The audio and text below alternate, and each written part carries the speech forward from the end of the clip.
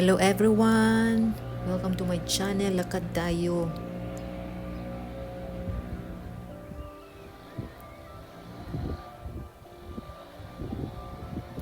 This video is late upload because this week is a lot of rain.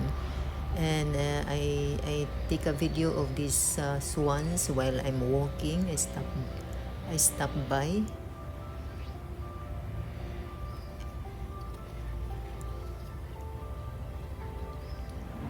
And also this flower, this very nice flower.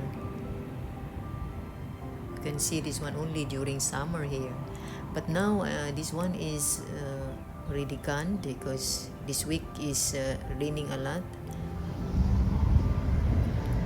Only you can see a lot of flowers here in summertime, but after that then it's gone.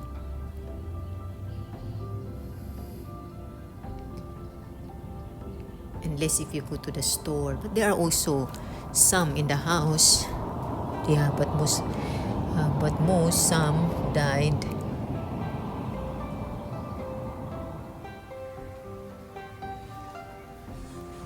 And because this week is a lot of raining,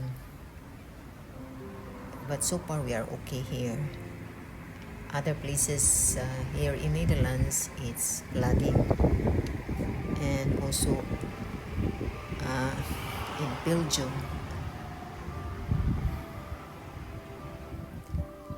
The bird. So this is where I stopped by and I saw, so I take a video also while I walk. So and this also the flower, this flower wala na ito siya kasi palaging umulan eh.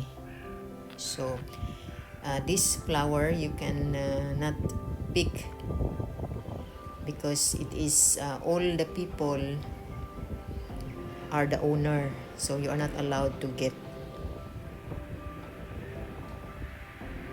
So the municipality is really the one planting it there for every summer.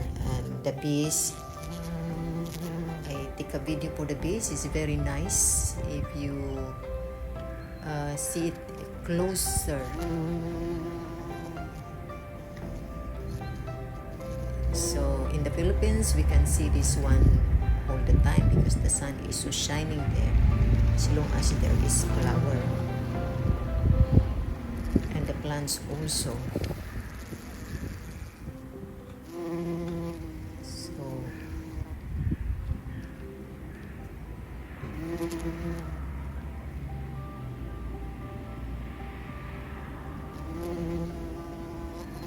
this is the life here in Netherlands compared to the Philippines, because Philippines is warm country. Only here, only in summer that we have a sun.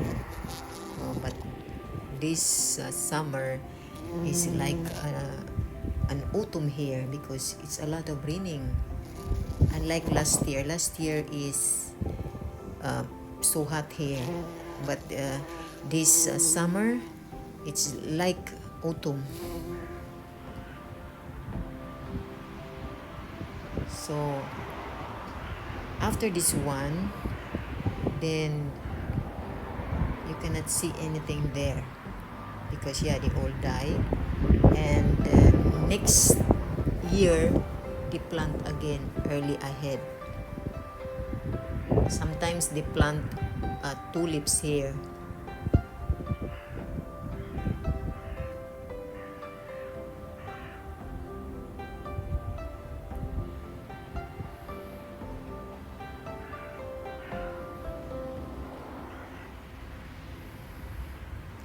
Thank you for watching. God bless everyone.